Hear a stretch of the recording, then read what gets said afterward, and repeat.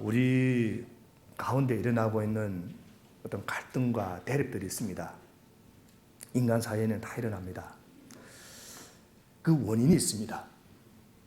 결국 우리는 다른 사람들을 다르다, 다른 사람입니다. 이 단어대로 다릅니다.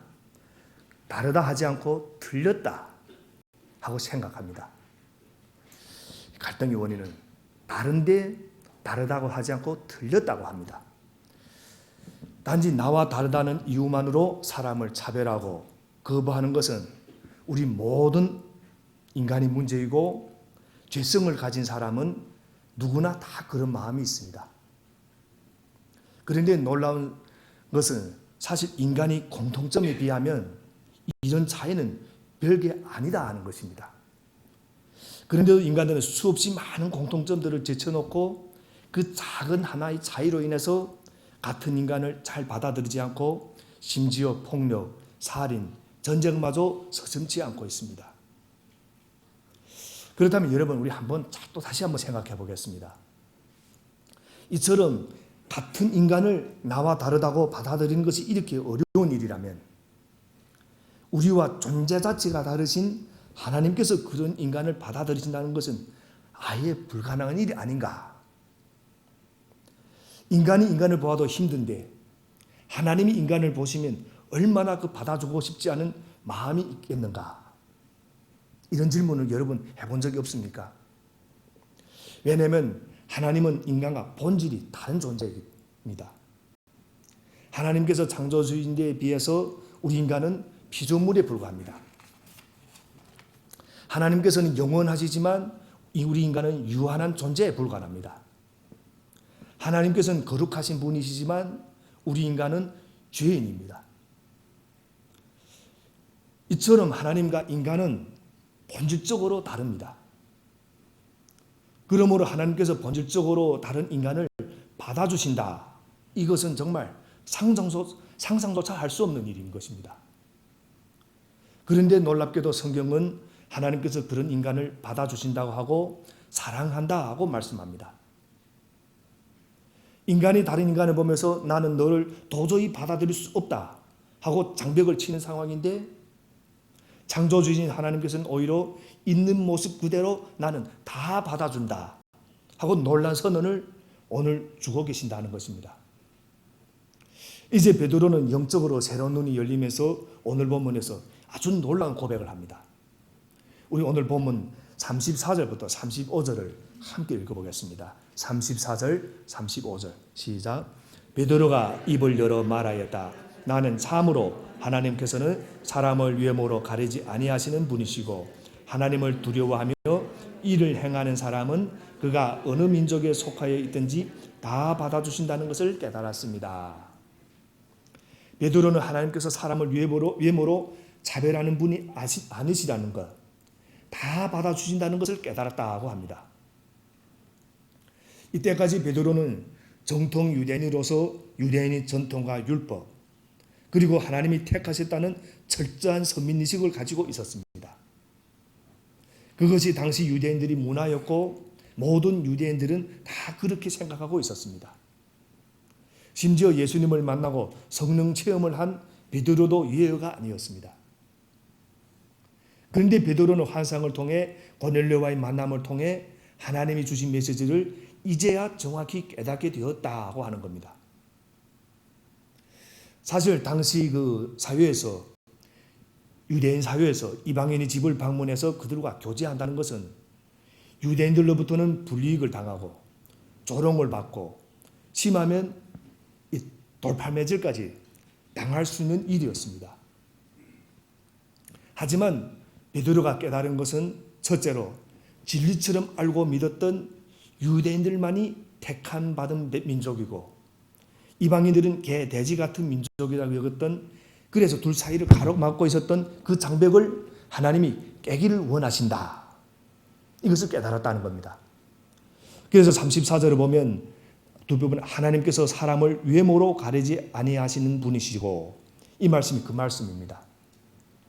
당연히 고넬료가 워낙 인물이 안 좋아서 외모를 안 보신다는 그런 뜻이 아니고, 하나님은 사람과 사람 사이에 절대 장벽을 놓지 않는 분이시라 이런 의미입니다. 사람과 사람 사이의 장벽. 그것은 결코 하나님이 원하시는 것이 아니라는 것입니다. 두 번째는 35절을 보면 하나님을 두려워하며 일을 행하는 사람은 그가 어느 민족에 속하였든지 다 받아주신다는 것을 깨달았다. 오직 유대인들만이 아니라 유대민족 외 각 나라, 즉 그들이 이방인이라고 멸시하던 민족들도 하나님을 경외하며 일을 행하면 그들을 기쁘게 받으신다는 사실을 깨달았다 하는 말씀입니다. 사실 이것은 새로운 것이 아닙니다. 새삼스럽게 깨달은 것이 아닙니다. 이 말씀은 성경의 구약 때부터 하나님이 계속해서 얘기했던 말씀입니다. 아브라함을 부르실 때 이런 이야기합니다. 내가 너에게 복을 주겠다. 이러면서 왜 아브라함이 복이 근원이 되는가? 이 말씀도 주면서 너를 통하여 모든 민족이 복을 받게 하겠다. 모든 민족이 아브라함과 그 후손들을 통해서 이방인들도 복음을 받기 원하시는 하나님의 마음을 이미 아브라함 때 이미 보여주셨던 겁니다. 그리고 이사야서를 보면 성전을 가리키면서 이 집은 만민이 기도하는 집이라고 합니다. 그러니까 모든 민족이 기도하는 집이다. 유대인만 기도하는 게 아니라 누구라도 와서 기도할 수 있다는 것입니다. 이미 하나님이 그것을 다 보여주셨는데 유대인들이 애써 그것을 외면하고 있다가 이제 베드로가 그것을 정말로 깨달았다 하는 말씀입니다. 이것은 유대인으로서의 편견이 깨뜨려지고 장벽이 무너지며 이방인을 향한 복음의 전파를 위한 새로운 길이 선포되는 위대한 순간이었던 겁니다. 베드로의 이 체험은 기독교가 유대를 넘어 온 세상을 향해 나아가는 일에 결정적인 그런 계기가 되었습니다. 복음 안에서 모든 편견과 장벽이 무너지고 유대인이나 이방인이 하나가 되었다. 이를 통해 인간의 외모를 보지 않으시고 사람의 경건을 보시고 응답하시는 하나님을 만날 수 있게 해주셨습니다. 여러분, 온 세상에 복음이 전해지는 데 있어서 가장 큰 장벽이 무엇인지 한번 여러분이 진지하게 생각해 보신 적이 있으십니까? 우리가 복음을 전파하는데 무엇이 가장 큰 장벽인가? 우리는 보통 생각합니다. 복음을 받아들이지 않는 사람들이 무관심, 냉대, 완고한 고집과 불신, 다른 언어, 문화, 우리들이 일본 땅에서 우리 복음을 전하면서 이 부분을 많이 생각합니다. 그래서 많은 분들이 앉으면 이런 말입니다. 일본은 복음을 정말 전하기가 힘든 나라다 합니다. 그런데 우리가 오늘 말씀 통해서 이런 것보다 더 크고 높은 장벽이 있다는 것을 보게 됩니다. 그것은 복음을 받아들이는 그 편이 아니라 복음을 전하는 사람들이 그 마음속에 있는 그런 편견이가 가장 큰 장애물이라는 겁니다. 우리가 이 마음속에 이런 것 있습니다. 이제 말하면 일본은 복음을 전하기 바쁜 어려운 나라다. 이것이 우리 마음속에 있는 편견입니다. 이 편견을 가지고 있으면 우리가 복음을 전할 수가 없습니다. 이 편견이 있기 때문에. 그런데 우리는 자꾸만 일본을 생각합니다. 복음을 받는 쪽을 우리가 그 편견이 있는 겁니다. 복음을 전하는 자들이 가지고 있는 편견이 복음을 전가하는 데 있어서 가장 큰 장애물이 된다 하는 것입니다. 이것은 저도 아주 심심하게 지금 체험하고 있습니다. 제가 지금 목요일마다 한 일본 분을 상대로 해서 지금 성경보를 함께 하고 있습니다. 얼마나 놀라운지 모릅니다. 그분이. 그럼 복음을 받아들이는. 우리 일본 분인데 저는 일본말도 잘 못합니다. 제 잘못하는 일본말 그래 하며 같이 얘기를 하고 하는데 얼마나 많은 이렇게 그 은혜가 되는지 모릅니다. 오늘도 그분이 일요일 딱 사정에서 못 나오신다고 하며 지난주 금요일 저녁 기도에 퇴근하셔서 다 나오셨습니다. 이 정도로 이런 분 복음 이게 우리 문제인 겁니다. 일본 분들이 복음을 받아들이지 못하는 것이 아니라. 그래서 이 편견은 선입관과 고정관념과 다릅니다. 선입관은 경험하기 전에 느끼는 어떤 주관적인 우리 판단이 있습니다. 고정관념은 또 한 시대의 문화가 공통적으로 가지고 있는 생각이나 그런 믿음. 그래서 잘못된 선입관과 잘못된 고정관념이 함께 고착화된 것이 편견입니다. 그래서 편견은 언제나 한쪽으로 치우친 생각으로 사람이나 사건을 대합니다. 예수님을 믿고 구원받아 하나님의 자녀가 된 사람들의 마음속에도 편견이 숨어 있습니다. 저에게도 숨어 있고 여러분에게도 다 있습니다. 예수님 믿고 성령 체험을 하고 예배드리고 봉사하는 성도들에게도 편견이 없을 것 같은데 편견이 있습니다. 그런 의미에서 이 하나님의 말씀으로 우리 안에 있는 편견을 얼마나 무너뜨릴 수가 있는가, 이것이 우리 신앙 성숙을 보여줍니다. 우리가 무너뜨리는 겁니다. 이 편견을 무너뜨리고, 이 편견을 무너뜨리고. 그래서 우리가 예수님을 바로 보여줄 수 있는 사람이 되는 것도 여기에 달려있는 것입니다. 한번 우리 베드로를 보겠습니다. 베드로는 3년 동안 예수님과 동행했던 사람입니다. 많은 가르침을 받았고 부활하신 예수님을 만나 변화된 사람입니다. 성령 충만함을 받았고 그가 설교할 때 수천 명씩이나 회개하고 돌아왔습니다. 병든 자를 낫게 하실 뿐만 아니라 죽은 자를 살리는 기적이 그를 통해서 나타났습니다. 그런 베드로에게 편견이 있었다 하는 겁니다. 여러분, 근데 오늘 이 본문을 우리가 잘못 이해하면, 오늘 또 이제 이 본문에 조금 잘못 이해하면 이런 부분을 이해할 수 있습니다. 고넬료가 먼저 하나님을 경외하고 일을 행하는 사람이었기 때문에 하나님께서 그를 받아주신 것을 오해하기가 쉽습니다. 그러나 분명한 것은 하나님께서 이방인 고넬료를 먼저 받아주셨기 때문에 고넬료가 그 은혜를 깨닫고 하나님을 경외하며 일을 행할 수 있었다가, 이것은 우리 순서를 절대 바꾸면 안 됩니다. 믿음 생활하면서. 사실 모든 이방인들에게도 하나님께서 은혜를 주셨는데 그것을 깨닫는 사람이 없었다. 그런데 그 중에 이 고넬료가 깨닫고 하나님을 경외한 겁니다. 그래서 하나님께서는 죄인인 우리 인간을 받아주시되, 죄인이기 때문에 그냥 아무렇게나 받아주시는 것이 아니라 정성을 다해서 기쁨으로 받아주십니다. 고넬료가 하나님을 알기도 전에 하나님께서 먼저 고넬료를 영접해 주셨다. 우리도 마찬가지입니다. 우리가 종교적으로 대단한 것을 깨달아서 주님을 만난 것이 아니라 하나님께서 은혜를 먼저 베풀어 주셨기 때문에 우리는 그 내밀어진 손을 붙들었을 뿐입니다. 그러므로 고넬료가 하나님을 영접할 수 있었던 것은 그보다 먼저 하나님께서 고넬료에게 은혜를 베풀어 주신 당연한 그런 결과였던 겁니다. 같은 인간끼리 서로 받아들이지 못해 서로 다투고 심지어 다르다고 죽이까지 하는 그런 인간에 비추어 볼 때, 인간과 본질적으로 다른 하나님께서 보잘것없는 인간을 온 정성을 다해 받아주신다. 이것이 놀라운 기적인 것입니다. 하나님은 또 그런 분이시기 때문에 당신이 외아들마저 기꺼이 내어놓으신 겁니다. 내가 뭘 잘해야 사랑하는 것이 아니라 형편없는데도 사랑하시고 안아주시는 것이 하나님의 사랑이고 은혜인 것을 믿으시기 바랍니다. 어떤 믿지 않는 분이 우리나라교회 한 교회를 방문했다가 목사님이 주시는 그런 전도용지를 받았다고 합니다. 그런데 그 전도용지에 이런 성경 구절이 적혀 있었습니다. 마태복음 11장 28절 말씀. 수고하며 무거운 짐을 진 사람은 모두 내게로 오너라. 내가 너를 쉬게 하겠다. 수고하며 무거운 짐을 진 사람은 모두 내게로 오너라. 내가 너를 쉬게 하겠다. 그분으로서는 물론 평생 처음 듣는 주님의 말씀이었고, 다 내게로 오라, 이 말씀이 마음에 와닿았고, 그동안 주님과는 전혀 상관없이 살던 자신마저 다 받아주시는 그 하나님의 사랑을 깊이 느껴졌다고 합니다.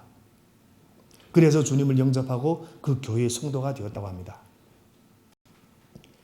하나님께서 인간을 부르시되 조건 없이 다 내게로 오라 부르시고 다 받으시는 분이시기 때문에 저와 같은 부족한 죄인도 예수 그리스도 안에서 하나님의 자녀로 구원을 받을 수 있는 것입니다. 저만 아니라 여기엔 우리 모두가 그렇게 될 수가 있는 것입니다. 혹시 여기 계신 분들 중에 아직 예수님을 인격적으로 만나지 못한 분이 계신다면, 우리 주님께서는 아무 조건 없이 다 오라고 부르시는데 그 초청에 믿음으로 응답하시기를 바랍니다. 하나님께서 우리를 다 받아주시기 위해 당신의 외아들을 십자가에 달리시기까지 하셨다면 그 하나님께서 어떤 상황 속에서든 우리 삶을 책임질 줄 믿습니다. 그래서 예레미야 선지자도 이런 기도를 드릴 수 있었던 겁니다. 우리 지금 새벽마다 우리 큐티를 합니다. 예레미야 14장 21절에 보면 주님이 이름을 생각하셔라도 우리를 박대하지 마시고 주님이 영광스러운 보좌가 욕되지 않게 하여 주십시오. 주님께서 우리와 맺은 언약을 기억하시고 그 언약을 깨뜨리지 말아 주십시오. 이제 모든 민족의 구원을 원하시는 하나님의 뜻을 확실히 이제 깨달은 베드로는 모든 비난과 어려움을 겪을 각오를 하고 이제 고넬료의 집에 들어가서 말씀을 증언하기 시작합니다. 36절 말씀입니다. 우리 함께 읽겠습니다. 36절 말씀 시작. 하나님께서는 이스라엘 자손에게 말씀을 보내셨는데 곧 예수 그리스도를 통하여 평화를 전하셨습니다. 예수 그리스도는 만민의 주님이십니다. 예수 그리스도는 만민의 주님이십니다. 예수 그리스도는 만민의 주님이십니다. 이 말은 그동안 베드로의 설교에 나타나지 않던 말씀입니다. 그러니까 여기서 베드로가 변화된 것을 알 수 있습니다. 이제까지 베드로의 설교 내용이 우리가 잘 알다시피 이런 내용들입니다. 예수 그리스도께서 우리를 위해 이 땅에 오셨다. 선지자로부터 예언된 예수 그리스도가 오셨다. 그 예수 그리스도가 우리를 위해 고난을 받으셨다. 우리가 그를 못 박아 죽였다. 그러나 예수 그리스도는 사망 권세를 이기고 부활하셨고 다시 오실 것을 우리에게 약속하셨다. 오직 구원은 예수 그리스도만이 가능하다. 이것이 이때까지 베드로가 하셨던 설교입니다. 이렇게 이야기하면서 특히 우리는 부활이 증인이라 하는 것을 강조했습니다. 그런데 이제 환상을 통해 하나님을 경험하면서 베드로가 깨달은 것은 예수 그리스도가 만민의 주님이시라 이것을 깨달았다는 겁니다. 만민의 주님. 예수 그리스도에 대한 개념이 더 깊어지고 넓어진 것입니다. 이것이 고넬료의 집에서 이루어진 베드로의 설교에 새롭게 나타나는 신앙 고백입니다. 환상과 계시 경험을 통해서 예수님에 대해 더 깊이 알게 된 베드로의 이 고백은 예수님은 단지 우리 민족의 주님이 아니라 모든 민족이 주님이시라.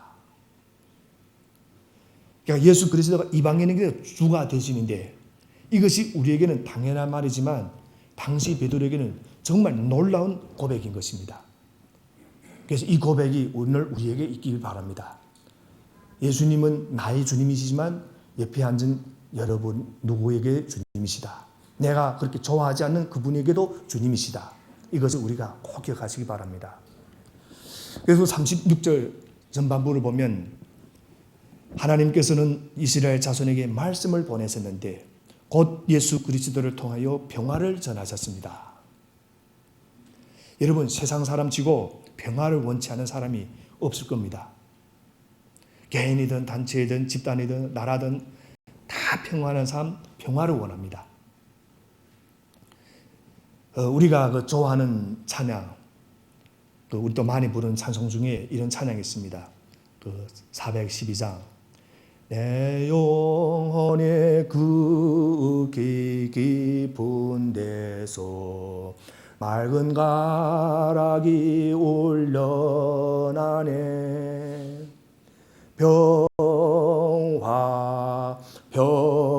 평화로다. 잘 아시는 찬양일 겁니다. 이 찬송가의 작사자인 워런 코넬은 이 찬송가의 4절을 통해 이렇게 또 반문합니다. 이건 우리가 1절입니다. 4절을 보면 이 땅 위에 험한 길 가는 동안 참된 평화가 어디 있냐. 이 땅 위에 험한 길 가는 동안 참된 평화가 어디 있느냐. 저는 이것을 부를 때마다 정말 그렇다고 생각하며 부릅니다. 이 세상의 삶은 험한 길이고 거기에는 참된 평화가 없습니다. 국내의 동서남북 세계 어느 곳을 둘러봐도 평화를 찾아보기가 힘이 듭니다. 험한 길 가는 동안 참된 평화가 어디 있느냐.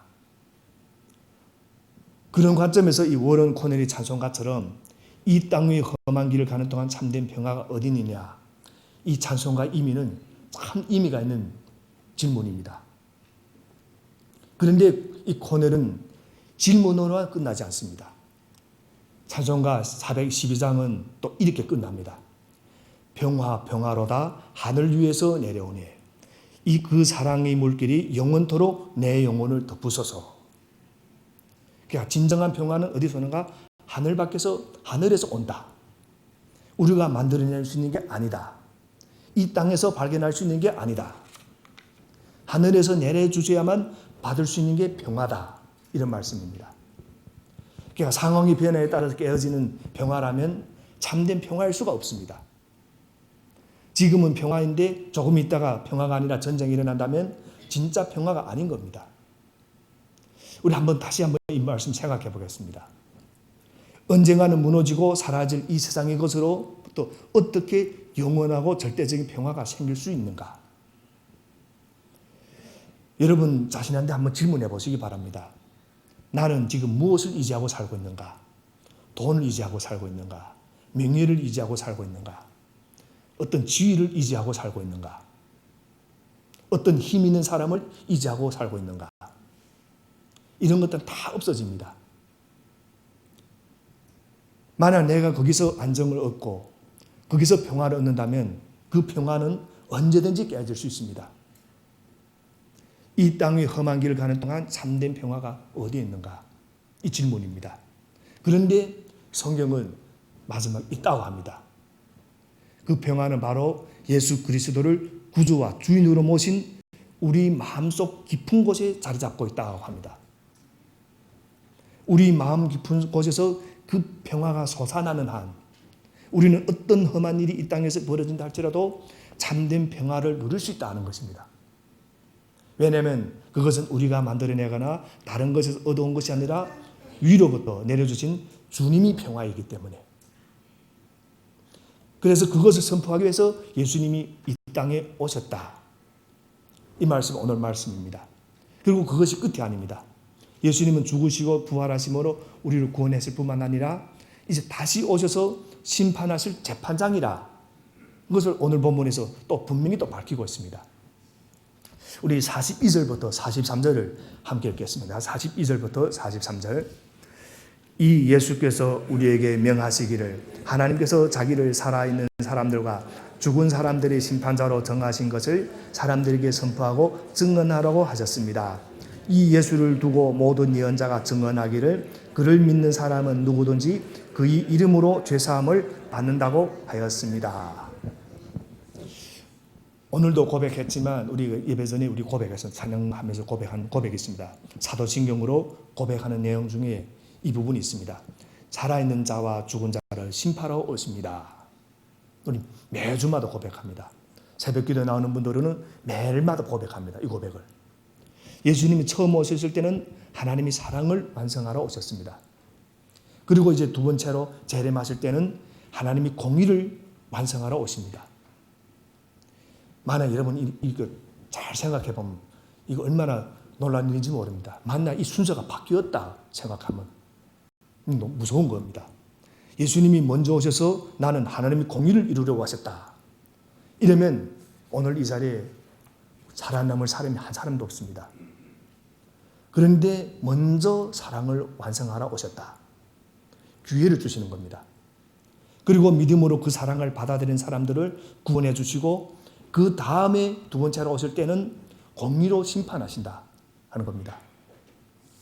여러분, 사랑 그 다음에 공의입니다. 우리 인간 사회도 바로 이 순서대로 하면 우리 인간관계가 좋아집니다. 이 순서를 바꾸면 관계가 깨집니다. 사랑을 베푸고 그 다음에 공의를 따져야 되지. 공의부터 따지고 사랑을 하겠다 하면 그것은 사랑을 할 수가 없는 겁니다. 부부간에도 똑같습니다. 누가 잘했니 못했니 먼저 따져보면 관계가 절대 풀리지 않습니다. 먼저 사랑을 베푸고 그 다음에 공의가 가야 되는데 먼저 잘잘못을 따져보고 나중에 사랑하려고 하면 되지가 않는 겁니다. 성도 간에도 그렇고 친구 간에도 그렇고 가족 간에도 똑같습니다. 먼저는 사랑이고 그 다음이 공의입니다. 여러분에게 질문 하나 하겠습니다. 여러분 예수님이 다시 오실 재판장이시며 심판주라는 것을 그리고 심판하실 것이라는 걸 예수님이 이제 다시 오셔서 살아있는 자와 죽은 자를 심판하실 것이다 는 이 사도신경이 그 내용을 우리가 매주마다 고백할 때마다 이 고백이 여러분에게 기쁨이 됩니까? 그렇지 않으면 두려움이 됩니까? 그렇지 않으면 아무런 감각도 없습니까? 오늘 마음속으로 이 말씀을 다시 한번 생각해 보기 바랍니다. 살아있는 자와 죽은 자를 심판하실 것이다.